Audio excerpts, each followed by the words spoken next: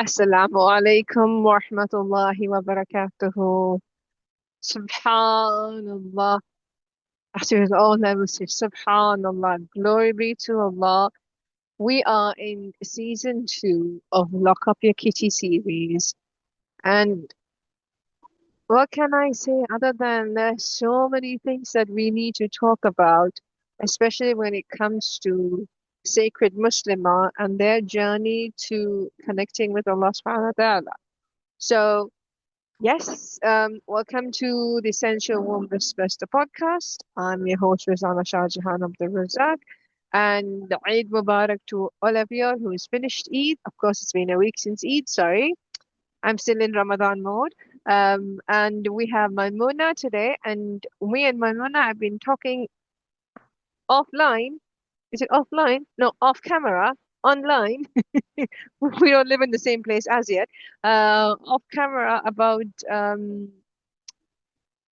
marriage and the contractual obligations of marriage and how we as women are taught and spoken about marriage. So, yeah.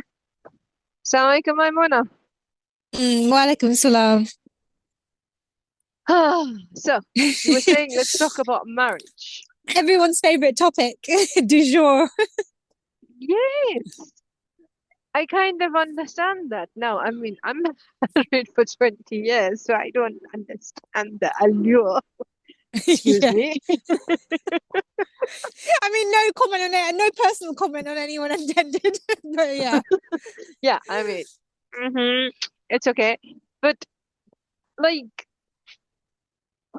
I would say let's go to pre-Islam, the time previous to Islam, like the Jahiliyyah time. What are your thoughts about the custom of marriage at that time? I mean, I don't really know that much, but for what I understand is that there was a lot of like kind of tribal like agreements, arrangements. So Mm. obviously kind of like to some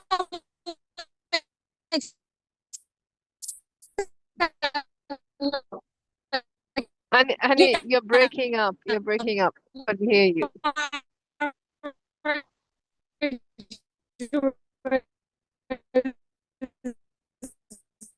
That is so strange. All this time her Wi-Fi was perfect, and suddenly it's breaking up now. So let me wait till she gets. Mamuna, strengthened links. It was very strategic. girl, you were Yeah, so breaking up all this time. We didn't even hear anything you were saying. okay, can you hear me now? Um, Oh no! Oh, that's okay. I didn't say very much. I'll just say it again. I was saying that I don't really have that much knowledge from what I uh, understand. oh my God. Can you not hear? And again, you broke up. It was perfectly fine before we pressed record.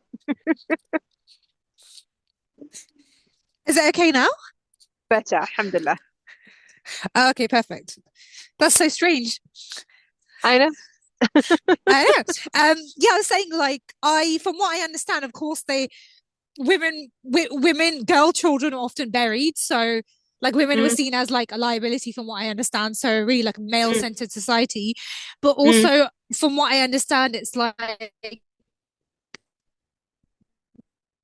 marriages were like strategic alliances. So keep things mm, within the tribe. So mm, I feel like women were seen as maybe just vessels for children mm, and strengthening mm, alliances between men. That's what I mm, understand. I mm, don't mm, really have mm, any mm. knowledge, but from what I understand, there weren't that many contractual protections for women. So you really are at the Mm, mercy of like the individual person's like mm, right treatment of you. mm, mm, mm. Yeah, so pre-Islamic Arabia, women were like cattle. Like Mm, they were sold and bought like cattle, and they were married off. They had no rights. They had no say in their marriages. They had no say in what was going to happen to them. And it was like that. And it was Islam that came in and like how you rightfully were saying that how the female child, if that's the head, if that was the first child that is born into your family, and that's a female child, that child will be buried alive. And such atrocities were happening to women pre-Islamic Arabia, and not only Arabia, the rest of the world, except Mm, I would say these um, ancient cultures, esoteric cultures like the Mayan, the Red Indians, the Polynesian cultures, who actually honored females, but most of like Europe, yeah. China, subcontinent, Arabia, all of these places were treating women like commodities. Mm. And the interesting thing is, So those indigenous societies that treated women well also had this like really sacred relationship with the land as well. So like the feminine, like Mother Earth. yes, So it's yeah. almost like it's all Mm, linked. mm, mm, mm. So they honored the land. They, like you Yeah. said, they had honor, reverence for the land, and hence they honor the sacred female. But and then Islam came into the picture, and then like women got their rights, which is God-given rights, and one of those rights is the right to marry whoever you please, and marriage and divorce are rights of Islam. Marriage and Yeah. divorce, like I mean, even in Christianity Story. now, I don't think Christians or the Catholics, is it, are not allowed to divorce? Yeah, I guess it depends on the level of like strictness, but I think originally that was the idea that you it was like Yeah, till death do you part. exactly. Yeah. Yeah, exactly. So there was no death do us part. There was never such a thing in Islam, and there'll never be such a thing in Islam. But then, um, like we were saying, what is the fascination of marriage in the present time? I think speak from experience partly because no, sorry, not partly. It's me. I have been married at 20s. I Mm, think like realistically, I think films and music and popular culture has a lot to do with it. And mm, like this idea of like a romance and like romantic relationships, that's very new. I think it's like 100 or 200 years old. And but mm, like that like it's presented male and female relationships in a specific way that isn't necessarily true to the biological reality of who we are. But yeah, I would say that. And I also think like, and now we're lucky enough to have the language for like inner child work and inner work and understanding yourself and your childhood.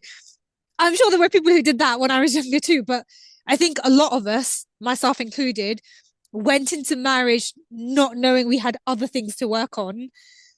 And mm. then like feeling like that marriage is going to be like the thing, not the thing that solves them, but it's just what you do.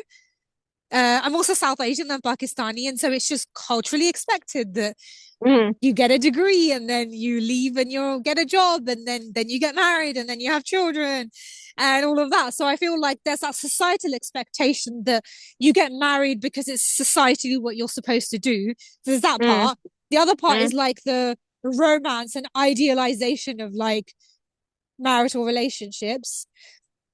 And then the third is then like those inner wounds that you're effectively looking to heal those. And actually, mm, we'll probably get to this. Like marriage can be the catalyst for that mm. if you allow it to be, but that person is not going to directly fill that void. So I think it's probably like those three things for me. I like the void, and I like the void very much. Like Mm, let's dive into this romanticizing of relationships. Like, it happened in Europe. Like they started creating these romance novels, yeah. and they propagating romance and stuff like that. That was because the lowest uh the lowest category of men, the poor men, they couldn't have access to wealthy women or Mm, intellectual women or intelligent women, like beautiful women and such. Like they had to do with whatever was with them.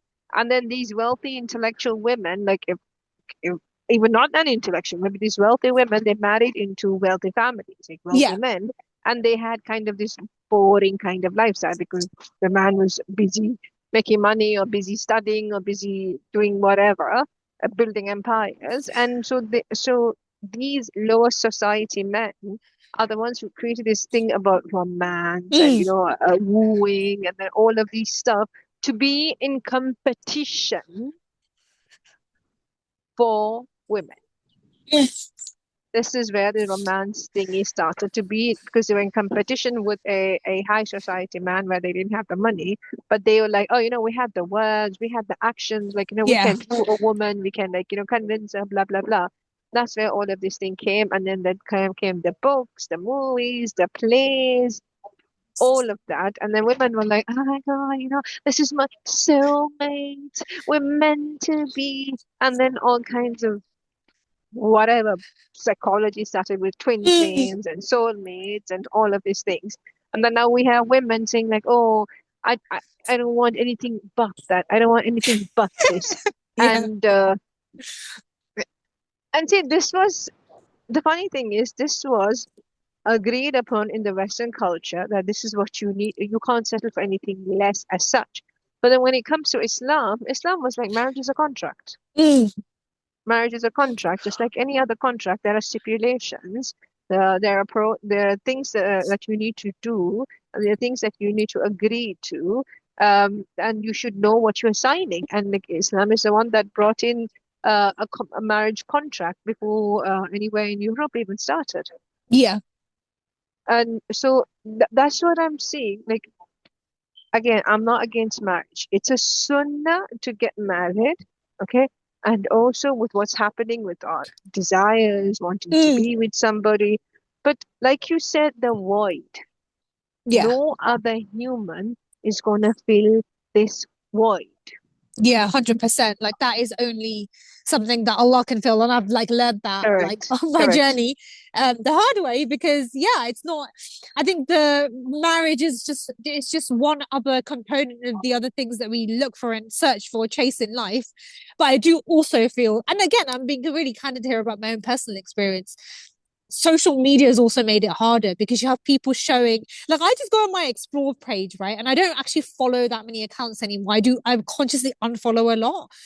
But I get so many wedding videos, people's outfits. And look, I love beautiful clothing. So I'll click and look at the outfits because I just love looking at beauty. But I can see when you see friends getting married or people getting married, and before it used to be just celebrities. I remember back in the 90s, it was like Hello Magazine, and like Mm, celebrities like the Beckhams would give an exclusive insight into their wedding. And so you got to see, and it was like, but they were like the celebrities, right? They were not normal people. Whereas now social media has made the expenditure of everyone so widely visible. And mm, if you have grown up and you've only seen that, mm, of course, like you might be okay one day and another day you go online when you don't feel so great about yourself and you see someone with a beautiful wedding and whatever. And of course, everyone generally posts their highlight reel online and not the hard parts. So, yeah, I think social media's made it a lot harder. Otherwise, prior to this, like, how many actual weddings did you see? Or, like, I don't know, like, yeah, I think it's that and too. see, I think there's a people misunderstand between the wedding and the Oh, marriage. 100%. The wedding and the marriage. Like the wedding industrial complex Mm, yeah. is $1 trillion business where you have destination wedding, you have boutique wedding, It's mostly you because have of women, though, isn't it? Because, like, yeah, it's mostly yes, because of women, because, like, we're like social creatures, and then something starts trending. And again, I'm being completely honest, I have also fallen into this. I wasn't ever like in a place where it was like ridiculous, like, expenditure wise, or, like doing things that I couldn't manage. But, like, yeah, like and it's also people sharing and talking about their relationships online as well. So there's a lot of mm, like social media influencer couples too. So I don't and like, I'm not thinking of anyone in particular, but I just feel like, yeah, it's just out there like a lot more. Whereas who were the marriage folk when you were growing up? It was like your parents and your aunts and uncle Yeah, and maybe the cousin yeah, that got married. yeah, But yeah. like it wasn't so yeah, it's hard to explain. It just wasn't yeah. What I understand from a lot of young women is they want to get married because they have desires. Mm. And young men as well. They have desires and they're like, oh, I have desires. I'm this old. I've got hormonal issues. I need to get married. I'm like, who told you that your hormonal issues are gonna get sorted once you get married? Oh wow. But I mean the number of people I've seen in the energy work that I do, and to be honest, I don't have that many clients because I choose not to like offer it widely. But I will walk into my hairdresser's salon, for example, and be like, they'll be like, "Oh, what do you do?" And I'm like, "I do this and I do this and do that." And legitimately, the number of women have been like, "Oh yeah, like I have UTIs or I have this thing," and then it's like, and I don't even ask these questions, but they'll start talking Mm, about, it's the healer's energy, if we can call ourselves that. People start talking about their lives, and women have yeah, said, yeah, it's because my partner cheated on me yeah, year ago, or I went through yeah, pregnancy alone. And I'll be like, yeah, girl, your uterus is telling you that man ain't right for yeah, you. yeah, yeah, So like unless that man is someone who is like you feel safe, you feel protected, you feel witnessed and held, chances are your hormonal issues are going to get worse. But actually, those states have to exist within you before the man who doesn't provide them. He can expand them. But if you don't feel safe and held and witnessed by Allah, no person can provide that, right? Like it's an inner state of being. So I yeah, you're agree. you're right on the hormonal thing. Like yeah, I agree, and that ticks me off because if you see online, especially when it comes to the Muslim dating scene, where you have to be like this to have a man, you have to be like this, you need to talk like this, or you should know your deal breakers, you need to know this, you need to know that. I was like, subhanAllah, it has become so difficult to get married. yeah, Okay, one. Two, the complexities that mm, you need to go through to find a partner because to find the perfect partner because you're afraid that you get married and it doesn't work out. yeah, What do you do then? I mean, but uh, listen, I'm married for 20 years. It was not we have ups and downs, but yeah, there is an agreement. We talk about it. We understand each one's going through something. But then if your qareen is not under your control, yeah. your spouse's qareen will come and play havoc on yours. Yeah, you cannot live with someone and that not happen like in any relationship, right? And like I feel like there's also the wider thing. And again, right, this is I can't go into the details of my divorce, but this is all from experience. A lot of us go into marriage. It sounds so obvious now, not realizing that men don't have the same brains as us. They don't They don't. see the same reality as us. So everything that if you take personally, and I'm not saying that this is not a justification for abusive marriages or marriages where your needs aren't met, but like I think a lot of us go in not understanding that men are like a different species, and the like and also a lot of us don't have conflict resolution skills. So the you were speaking about, you Mm, talk through it. mm, Actually, a healthy marriage isn't one where you don't argue. It's one where you can move through all of the phases and mm, engage in relational repair and mm, reach like an equilibrium where you are okay and you don't hold that grudge and take it personally and carry that on, mm, right? But let's be honest, a lot of us didn't really see our parents engage in that. mm. Agreed. Agree. Agree. But as an Agree. adult, it's your responsibility to learn it before you go into a Ag- marriage. I agree. I completely agree, and I completely accept. And like I said, it was not always. We're not always seeing things eye to eye. But then, like, Mm. I've come to a state of I. So you also have to understand we are hormonal creatures. Yes, There very are much. days when I was hormonal. When I look at my husband, I used to go like, "Oh, I love this poor man. I love this idiot." I used to be like that. And then there were times I'm like, "Ugh, I can't see it. Stand the sight. I can't even stand his smell. Don't even come near me." And he's like, 2 days ago, you couldn't get enough of me. Today, you're repulsed by me. Yeah, yeah, I am. But see, the thing is, I'm laughing because there's this meme online that basically shows, this makes me laugh every time I see it. You can tell when your period is close because the sound of your husband breathing is like Oh, too you much. wanna kill him. Oh, you wanna kill him, bro. You're like, Yeah, oh sorry, my carry on. God, like, why are you so loud? I'm just really not like that because see, that's how our womb works. We are Yeah, hormonal, and our womb communicates up to through the vagus nerve from our gut to our yeah, heart to our brain. So that's the thing, right? So during follicular stage, the womb is light. mm, She's light. So she's like, she's like, all airy and fairy, and then ovulation, that's a huge surge of yeah. energy, testosterone, and you're just flying. Brain chemistry is Yeah. amazing.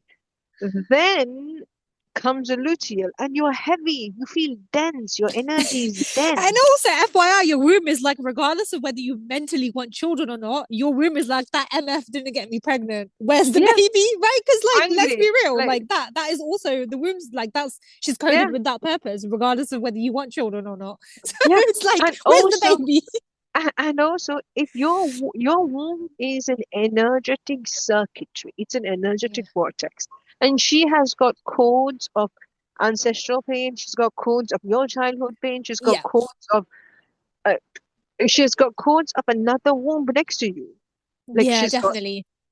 she like interacts with another womb, and that's why we're more empathetic and we're more nurturing because we're able to communicate womb to womb, right? Yeah. And then she has all of these codes going on. There's such a billions bits of information is being processed up and down, like from the Yeah. womb up to the brain, and the brain communicates and sends to the body, and then like there's so much of activity going. Like, let me give you an example. Let's say you have a house, and there's so much activity buzzing up and down here, there, basement, up, swimming pool, kitchen, blah blah blah. And then here comes this poor soul. La la Yeah. la la la la. La. And then everything, like there's one woman who's handling everything, and then he comes and he's like, how are you? And then she gives him a look like, and she remembers what he didn't do. And trust me, Yeah. this is from experience, and I told you I'm married a long time, baby.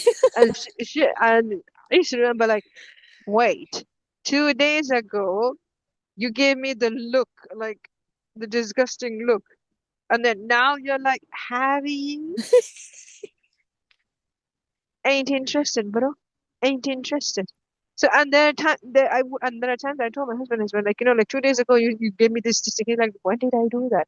No, this, like we have photographic memory, especially when it comes to our spouses. Okay, Yeah. this, this, and then he's like, oh, it's because, and he's told me exact explanation. Oh, because I was talking to somebody else and they were said something and I was thinking about that and you walked in and I was mentally reacting to that, I guess, and you Mm. thought, and I'm like, I am falling for that. I am falling for that. Because I want to pick a fight. Yeah, So yeah. like on social media, the concept of marriage is tended so Yeah. nicely. Just sweetly, you get married and happily ever after. No, bitch. 2 weeks down the line, when you're in your little office, you want to take a pillow and smother the man because he's snoring and you can't sleep. Yeah. And All the love out the window. there's a lot of like spiritual language about marriage now and sacred union and all of that. But it's actually like, if we look at like the twin souls that we know about in the world, like Maulana Rumi and his teacher Shams, like that person's gonna drive you crazy. It's not a romantic, it's a spiritual ego polishing relationship. It's not romantic. Allah I think says in that's the what people don't Quran, understand. Allah says in the Quran that He has put mercy among husband and wife.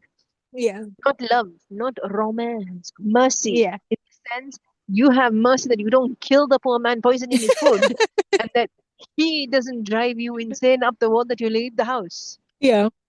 The mercy, like you have mercy on each other. And Yeah. mercy goes beyond love, and this is what I don't understand. Marriage is important.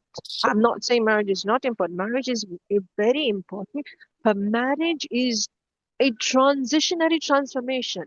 It Yeah. is not all fun and games. Yes, you have sex. Yes, you do. But trust me, girls, you don't feel like having sex every day after the Yeah. night. You don't feel like it. But then the man would, because he finally he's got some release. Yeah.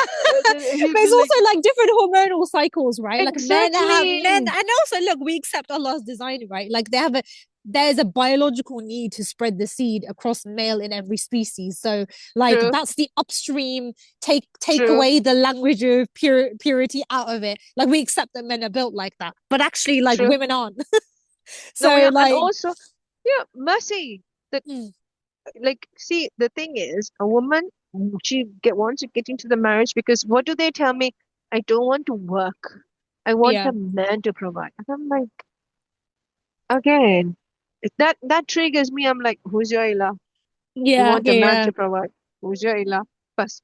And then second, I want to be a stay-at-home wife. I want to stay at home. I want to do this. I'm like, girl, you spent 10, 15 years studying, building yourself up, getting this career, and then suddenly when things don't work out, I want a man to take care of me. Who told you the man's gonna come take care of you? Yeah. And also, look, right, I've briefly personally been here too, so I can comment on that.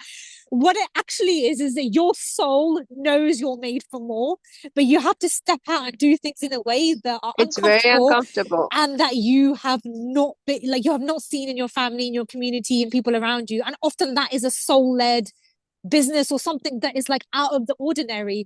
And actually, it's that fear of that that keeps you right, like makes you withdraw into the cocoon and be like, no, maybe if I just get married. And I'm like, I'm gonna say this, even as someone who was divorced in their 30s, I was like, maybe I just need to get married again. When like Allah's like knocking on, he's like, no, like we've given you a purpose, so you need to go and Yeah, fulfill that purpose, yeah, and then yeah. marriage will come because like you're And a also, magnet for and also, see, our moms got married, had babies, but they had community, they had friends, they had aunts, yeah, they had sisters, and they were living in a community. We are not living in a community. yeah. We're living in a nuclear family where you can't depend on your husband. Let me be blunt. You can't depend on your husband for all the emotion needs. That's not fair on the poor man. And he's actually not built for that. But He is also not built for that. on the flip side, we have the opportunity to earn money from your phone and do things that our ancestors just did not have as well. So I'm like, And they no, and they wish they had. yeah, of course. And I'm like, no, like I'm trying to see it from that perspective. Like alhamdulillah, I get to live in a time where I can do all of that from home and build a life according to like what I want. um Yeah, because see, the thing is, women get into marriages for two reasons. One is for companionship in the sense to have sexual partner. yeah, Two is for money. These two things, if you're going to enter a marriage, a contract with these two things, these two will fade. yeah, definitely. It will fade. And this is what I'm very worried about young women nowadays because I'm like, because first of all, there's this desire to mate, this desire to have a sexual relationship is because it's shoved in our faces everywhere. That's it. I was just gonna say that for women, it is not. And again, this is not shaming for anyone for with a high sex drive or anything, but actually, like our desire is usually reactive, and that reactive is to the emotional environment we're in, to a safe and healthy relationship. The fact that it's activated a lot in Muslim women who haven't been sexually active yet, it is Hmm. because of the songs, the music, the everything. Well, we've seen what the energy behind that is, industry is, right? Yes, the music industry. So I've spoken about it before. So I think it is that, and again, this is not shaming anyone. This is just like making the facts clear that like Also, women's desire is reactive. the food that we eat. Girls are reaching puberty at a younger age now. Yes, yes, yes, yes. So they are coming in, and then the clothes. I was listening to a video earlier, like it was saying that in the US, like girls' shorts are way shorter than boys' shorts, and these are for like 4 year olds and 5 year olds. Yeah, Why yeah, why are they making girls' shorts shorter yeah. It's for the a 4 year old? normalization. It's the Yes, normalization of like it's women as yeah, normalized sexualizing a that's woman. it. Yeah, Okay, absolutely. and also, I'm sorry, nobody said that men like this thing about men have high sex drive. I'm like, shut the F up. Men are not built to stay at home and pump or thump or Yeah, yeah, whatever you yeah, want to yeah. call. No, you know why? Because in the ancient times they were not. They were out there hunting. Oh, They're yeah. out there protecting. That is where their true manhood comes out. Mm, That's where they become a true Rajal because by being protective of their family, going there and doing uncomfortable things, like you said, like in ancient one of the tribes in Africa, A young boy who's about 13 or 14 leaves his tribe, Yeah. crosses a desert to join another tribe. And this is My, also that's, with the agreement of his mother. That's a really big one. yes, It's like the yes, energetic cord is voluntarily cut by the mother, which is why sometimes in the modern day, even though you have men's groups, the initiations don't actually work. Because yeah. energetically they're still according with the mother of like, no, my son's Why? gotta be Why? protected and like Why is a mother holding on to a child? Because yeah, she has emotional dysfunction with her husband, that's which it. Yeah. thereby she's attached to the Yeah, son. 100%. So so that is why she's latching on to the poor boy without letting him go out into the world. Yeah, definitely. 100% agree with that, with what I've seen. And then so we literally feminize men Yes. because we're not allowing them to do uncomfortable things. For example, my 9-year-old, I made him fast, and the drama that he made. Of course, he's a child. He will Yeah. want to eat, but then he needs to learn. He needs to learn to control his desires. He needs to learn that like I have to be disciplined. I need to do certain things, Yeah. not allowed. And then he understood, and I can see a difference after Ramadan with him. Alhamdulillah, mashallah. But then that's the thing, and then I can see the way he's talking to, and also the way he's talking to his other friends and all stuff. And he was telling me something like he was telling me that a friend of his was saying, "Girls are stupid. Girls are this. Yeah. Girls are 9-year-olds. Okay, 8, 9-year-olds." So and he was telling me, "Mama, this boy is so bad. He's so bad."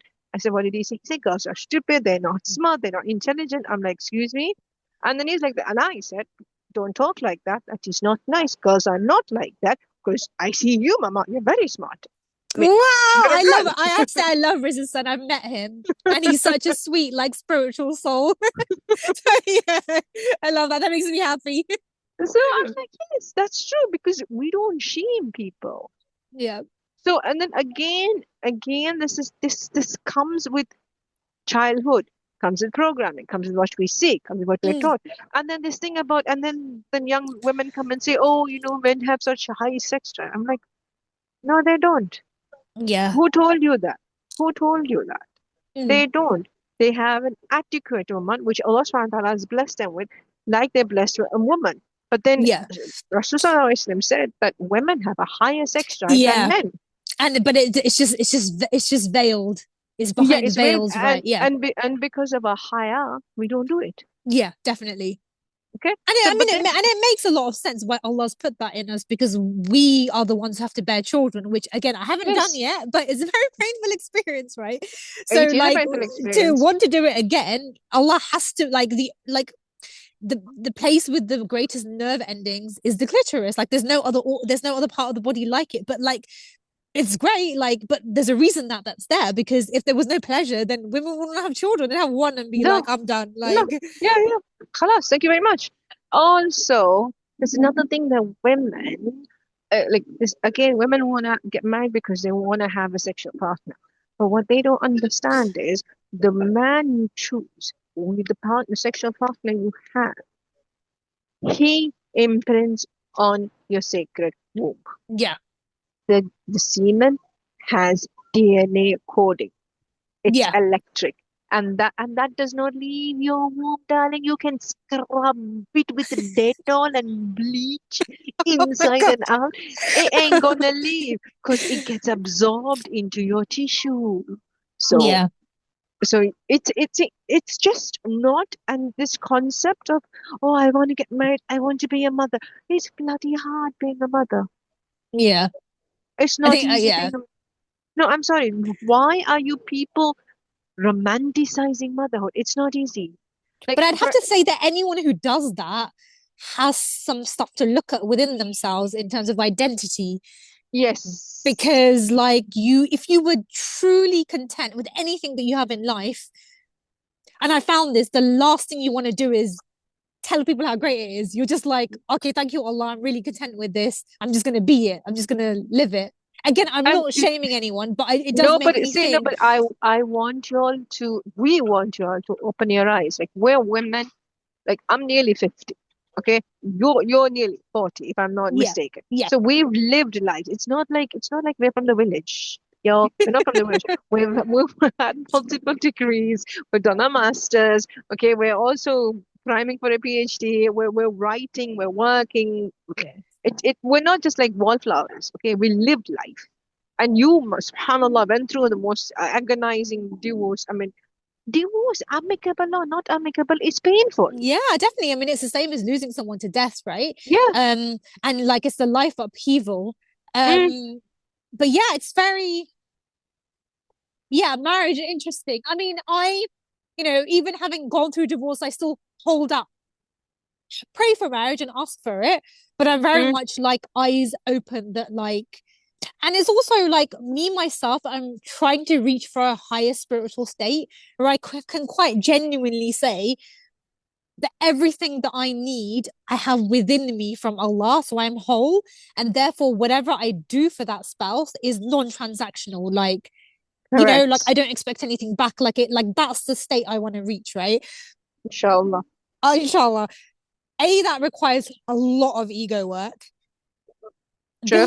Particularly if you're someone who's been a people pleaser, you can like trick yourself into believing that you're doing things from a higher place. But then when you don't get something back, you're like, where's my return? So there's that. But then the other thing is then also marrying the right person who also has the same goals.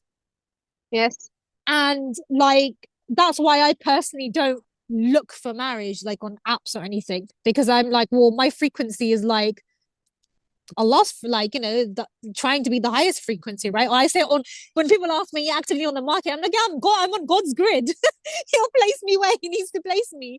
But I don't that's beyond just being like you need the right partner in terms of degree or money or ethnicity or any of that. Actually, a lot of that becomes irrelevant. True.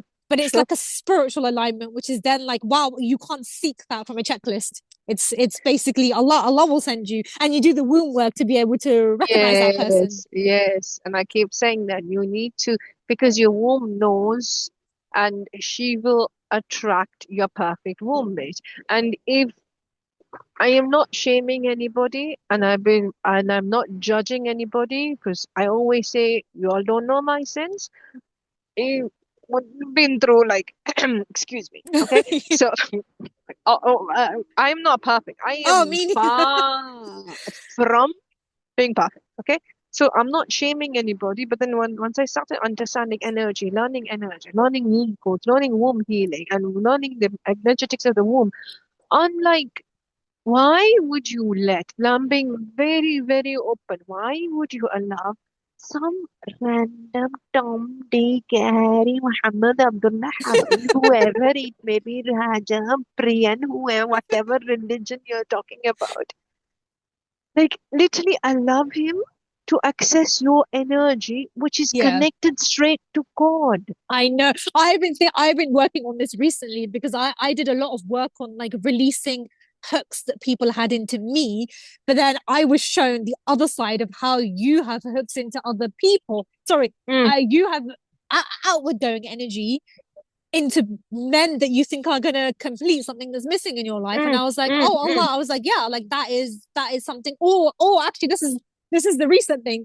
Women who you envy or think have something that you don't. So that is also an energy drain, right? So if you're Mm, envying women because you think they have the perfect home, your envy is not going to damage them, yeah, but like it's an outflow of your life force energy, yes. and that is like, yeah, it's very depleting. But I read something really interesting online, and this was like a no-brainer. They were talking about, and I didn't actually even talk about online.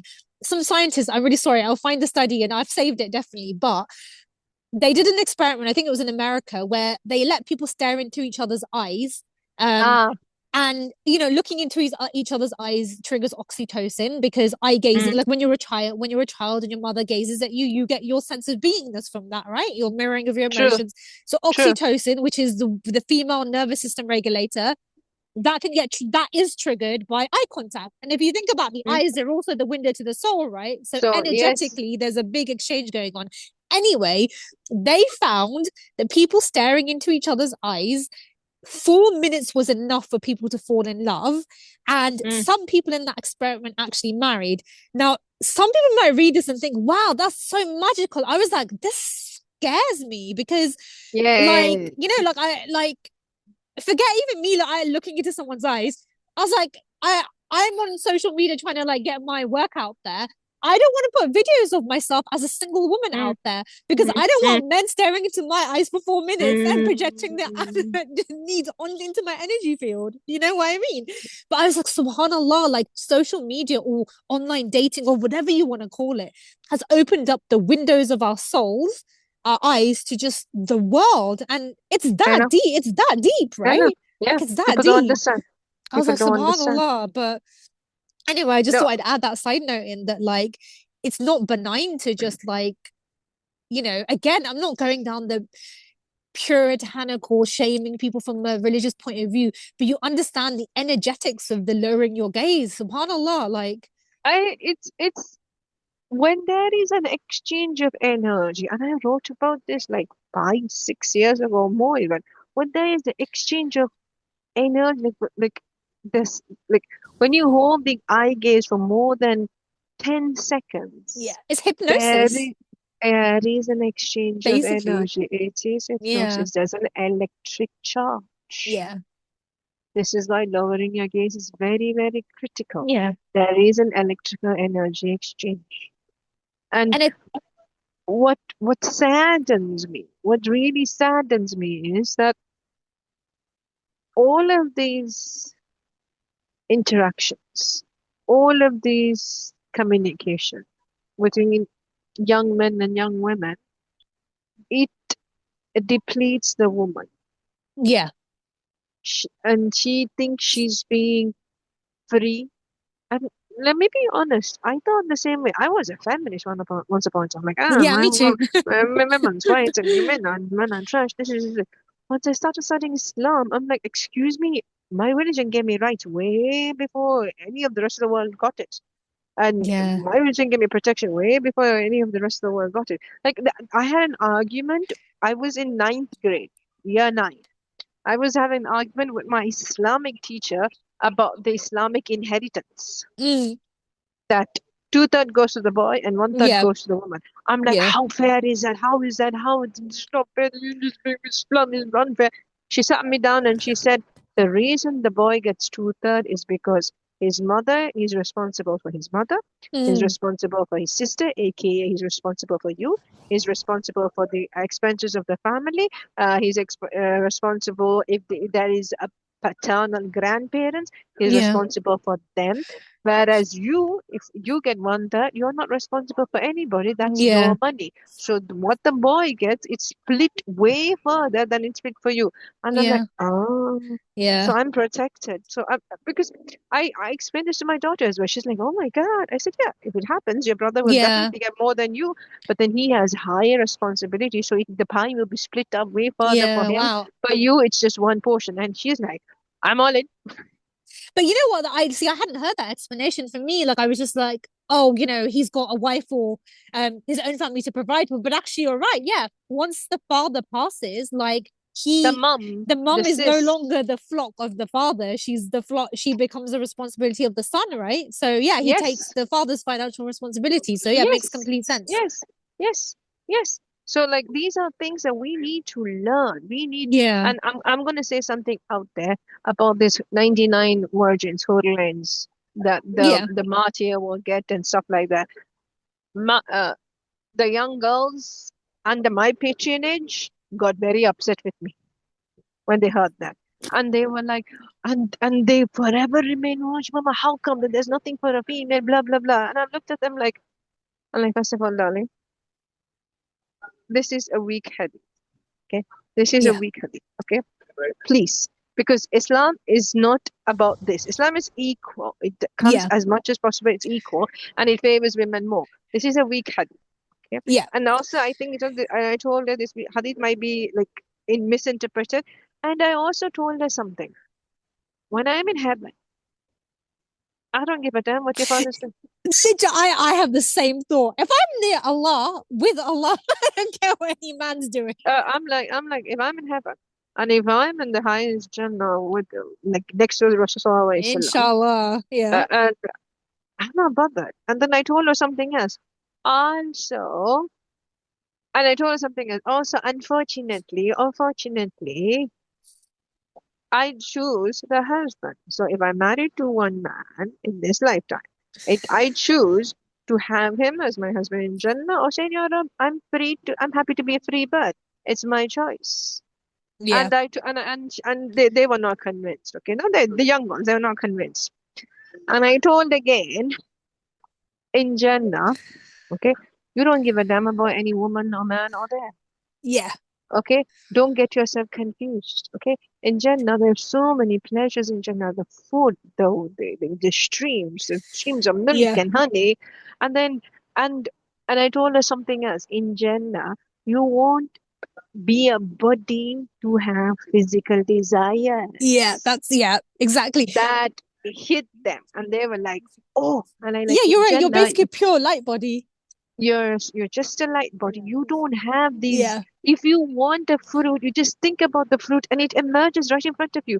Or and there was another, the one on the sheikhs is saying you were thinking of eating something, the taste will appear in your mouth. Like you and it's already like eat it. anything you couldn't experience in this life, you can experience there. So I remember someone writing something that, like, they didn't have children in this life. They don't think they'll have children in this life, but they can ask Allah in Jannah to experience what pregnancy feels like, just to know what it feels like. So that's really beautiful because you know, Yeah, but then you again, you're talking in the human very well, sense. yeah. In the very worldly sense, but when we go to Jannah, I was like, I don't know what you people are talking Literally, I about. know. Me too. I'm like, who cares about man? Yeah. I want No, to be but with Allah, inshallah. what they were saying was, how is that fair? That this is a reward for a man. I looked at them like, what reward for a man? But also, Please. I've also read. I think there's another hadith. Sorry, I'm really bad like at this, but like about pure spouses for both. Like it's Yes, equality. Yeah, it's equality. yes, yes. But like all I would say, if you are out there on the marriage market and any man is smug about that, run.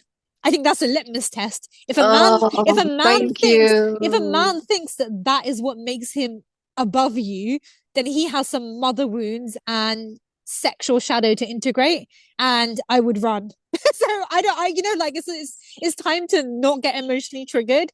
The only reason you would get emotionally triggered is because you think you're losing something or less than or being shortchanged, which Yes, means you don't yes, understand Allah. yes. Because Allah is Like, oh never yeah, unfair. exactly. So like Allah is that should never never be a unfair. trigger. Like, and your trigger is that man feeding off your energy, right? It doesn't have to be Yeah, always a good thing. It's yeah, someone's able to make you irate, they've got a hook into you. exactly. So that should be a litmus test. So these are the kind of things like that I speak to young women about, and I educate them. I'm like, your worth is not tied to a man. Your worth is not tied to who you marry. No, your worth is tied to the strength of your connection to Allah subhanahu wa ta'ala. That's your Oh, worth and connection. also I'm going to say FYI, I mean, these men who make jokes about four women, you can, I'm going to say it. Most of them have probably never had sex because, like satisfying one woman as Is a, hard. exactly, because women are a bottomless pit of desire, like, Yes. and that includes sexual desire. So a man who makes those comments is not able to satisfy one woman, let alone four. So, And also one of the shaykh said that he has two wives, and then somebody was like, no, I want to have another wife, and he was like, why? And he's like, I have two wives, but then I also have BP, I also have diabetes, I oh also my have aches gosh. and pains, I also have constant fear because I need to treat both of them equally. Yeah, of It course. has to be treated equally because I will be questioned by Allah. So why do you want that? Why look for peace? Yeah. Look for peace. And this is a shaykh who's already married two wives, and he was saying he literally was like, why do you want? Yeah. Why do you want? So because see that's the thing because it's a responsibility. Yeah. It's not some kind of a reward or some kind of it's not some kind of prize. It's a Yeah. responsibility, and then you will be questioned. Like, see, like there's so much of changes, so much of distortions has happened that Yeah. young women think that they're getting the short change of it. No, you're not. Yeah, You're not. definitely. But also, You're not. maybe you're accepting the short change, you You know? are accepting. Yeah. But, like back to the topic of like soul marriages, like if you are with someone genuinely where there's mutual growth and expansion and you hold each other within that container, you will meet different versions of each other at every stage of the journey. So it's Yes. never like it's just boring or it's one person, right? If you're Mm, both in that position. I remember I read something by like the mystic his Inayat Khan, right? He talks about like twin soul marriages, like the genuine spiritual ones, and he says it's like two almonds that are together, but there's like a curve missing from each of them, like the yin and yang symbol. mm, So one has to like you have to let the other grow. If it was two whole mm, almonds, they'll just squeeze each other out. mm, And I think it's that mm. it's that mutual holding, but also leaving space for the other person's growth in the marriage as well. I think genuinely, if you were in a marriage like that, I do think you wouldn't need anyone else. Maybe that's my idealistic view, but like I do think that you would just meet different iterations and timelines of the same person over in it, Yeah, in the yeah, marriage itself. yeah. Again, someone who's married already and wants another wife probably doesn't have that level of Yes, ego connection. consciousness in their current marriage. Yeah, yeah. And they can't and they don't seem to be unfolding each other's like energy vortices. They're not unfolding each other energy vortices. That is why they're like, okay, I want something like we New. unfolded at the beginning and then now it seems stagnant, so I need somebody else to unfold with. Like, Yeah, I love why the word can't unfold. why? Because I remember I see a flower. I see a flower like a Yeah, bud, and it's like it's blooming. yeah, And like I mean, let's take Fatima radiallahu anha and Ali yeah. radiallahu anha's life. Like their life, w- what romance Mm, as such. They like Fatima radiallahu anha, she actually went to Prophet sallallahu alaihi wasallam yeah, asking sallallahu. for a helper Yeah, because she was doing because they were both doing housework and outside work and getting water and everything, and she's like, I need a helper. So like my mom she used to say that's because she was not taught, she was not trained on chores when she was a child, yeah, so she found it difficult, and we were like, eh. Atitaki mama. Eh. And so that's why my mom trained me and my sister on chores, which I'm training my kids, both my yeah, kids, boy and a girl, but training both of them to do chores. And and then when I did get married, and even before marriage, before when my mom had to go to India and stuff like that, I used to run the house while yeah, having a full-time job yeah, because I was trained. So yeah, when I got married and when we lived separately, it was not an issue because I went to work, yeah, we did stuff together. We split the yeah, chores together, and we cleaned and everything. Still, we still do that. I still do that. Like sometimes I'll finish some work and then my husband will come to wash his plate. I'll slowly walk away. I'm like, if I walk away, he'll do the remaining cleaning of the kitchen. I love it. He will do. So I'm just like, oh, I'm just waiting for the shower, and he's like, "Oh, okay, I'll clean up. It's okay. You go. "Ah, no problem. Thank you very much. I'm off." Yeah, But see, that's what I'm saying. First of all, you need to be marriage is an institution. mm, You need to be trained to do to build to carry the responsibility and to build a home. It ain't easy. yeah, It ain't definitely. easy. It's not just the nikah day. It's not all the makeup, the flowers, and the expensive dresses and the nice dishes. No, Yeah, what happens after that? and the emotional tone of a house, the energy is like often like, set by the woman, right? I Yeah, think so. Like, yeah, yeah. you really need to, yeah, think about what you're bringing energetically to a And my home. mom and my mom always said, it's getting married is like two different cows coming from two different farms. Okay. Cows, I, And we're like, well, I mean, she's saying a cow. She's like you have a bull and you have yeah, a cow that comes from two different farms, which means they have different upbringing, they have different tastes, they have yeah, different likes, they have different dislikes, they have different ways of sleeping, eating. So they come from completely two different upbringing. And when they're joined together, there will be chaos because they're yeah, trying to amalgamate two different what was in English, how would I say, two different systems yeah, into one.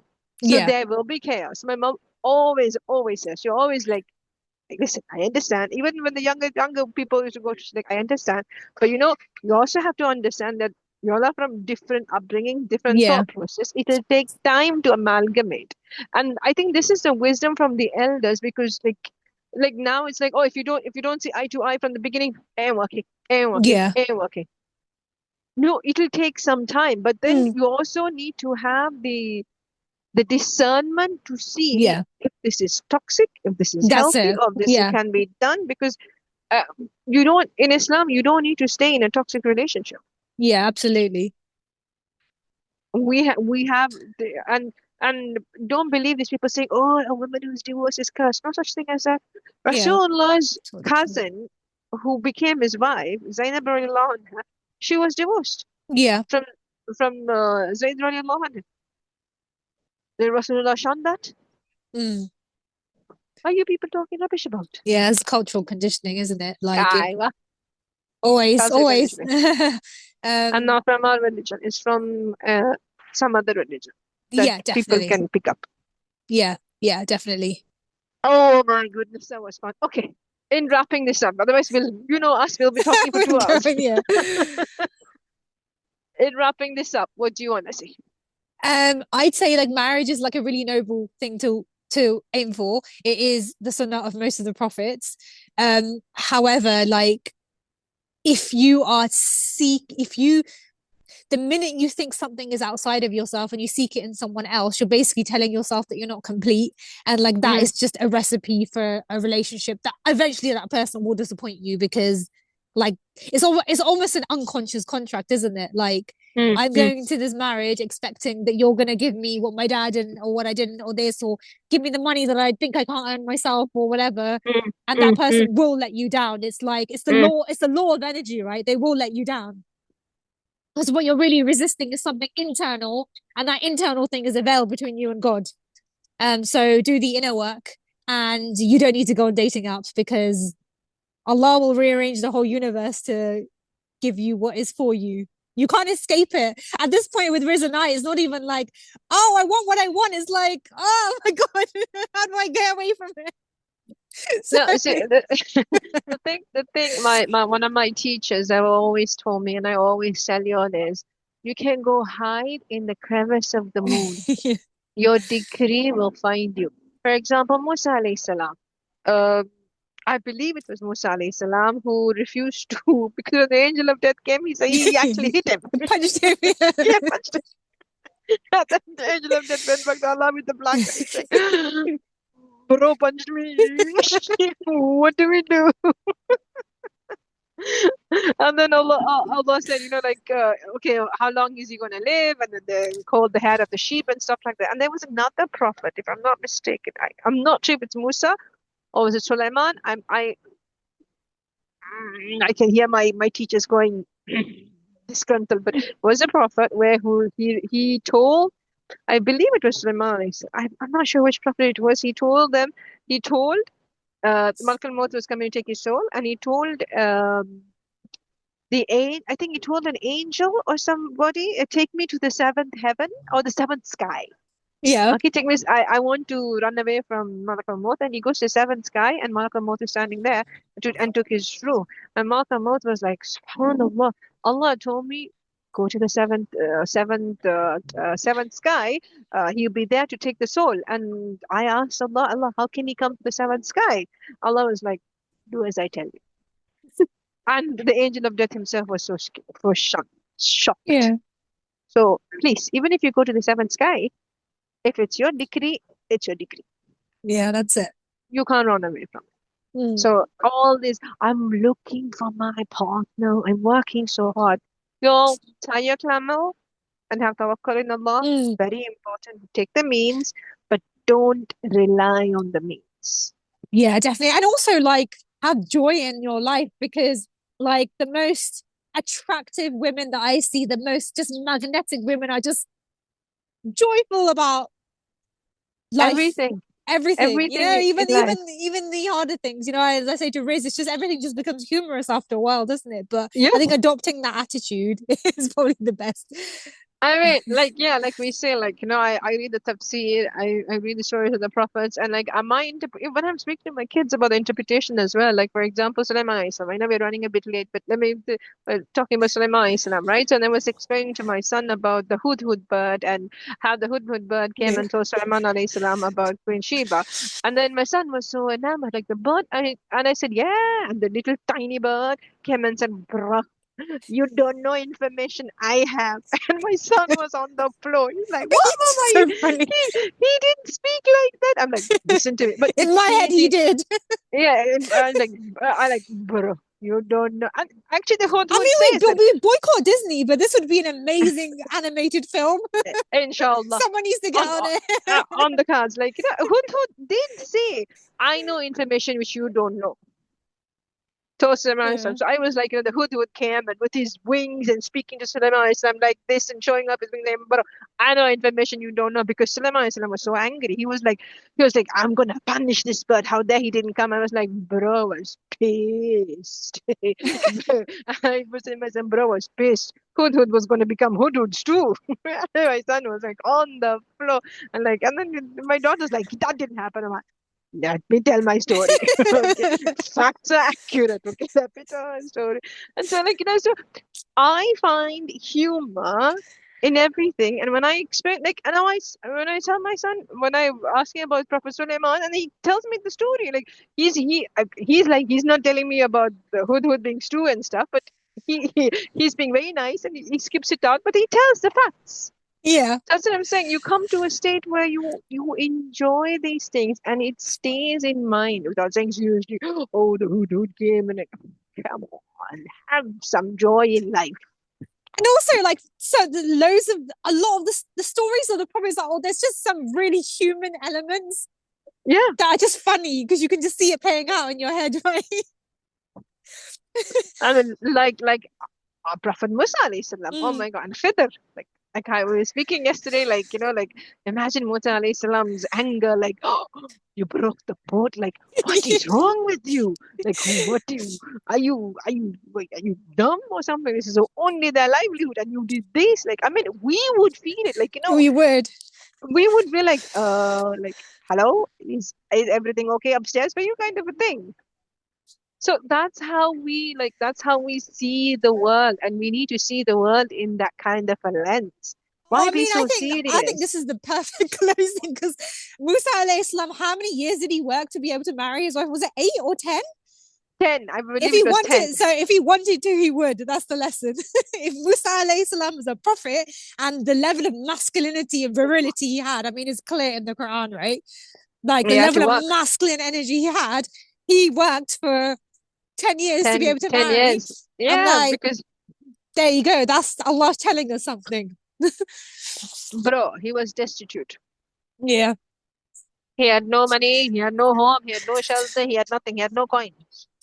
So, and Shuaib alayhi salam was not like, okay, I'm going to give you my daughter in marriage because you're a prophet. No, learn up to it, earn up to it, rise Yeah. up to it. So when we have our little bros coming in saying, "Oh, I want to marry," and then my what is that? My mahar is a Quranic quote. Oh Seriously, my bro. God, I'm not come across that. Seriously, Oh seriously. my gosh. Sorry. Like, I didn't marry for a Quranic quote, okay? And I ain't marrying my daughter for a Quranic quote either. So Yeah. I'm sorry. No, Oh am I my marrying gosh. the other women in my patronage, including my nieces, my little cousins? Ain't happening. Okay, so don't come. And I'm not gonna bring up the boys under my patronage since my Mm. son, my nephews saying, "Oh, your Quranic code is enough." And I said, "What is nonsense?" Your grandfathers and your great grandfathers would look at you and go like, "What is our lineage?" Yeah, it's a fair point. Alhamdulillah, Alhamdulillah. All right, it was so much fun. It Alhamdulillah. was. Yes. Alhamdulillah. Okay. Jazakallah khair, everybody, for listening. And do send us your feedback, your comments. And yes, we are not the usual spiritual, no, we are spiritual. Sorry, astaghfirullah. Not the serious spiritual type, but we do our best from what Allah subhanahu wa ta'ala has given us. And we do our best in learning more and more. But to be fair, I see everything in a in a story form, so that's why it comes out as that. So inshallah, I pray that y'all not only were y'all entertained, that you learn some good information, inshallah. Alhamdulillah. Jazakallah khair. Assalamu alaikum wa rahmatullahi wa barakatuh.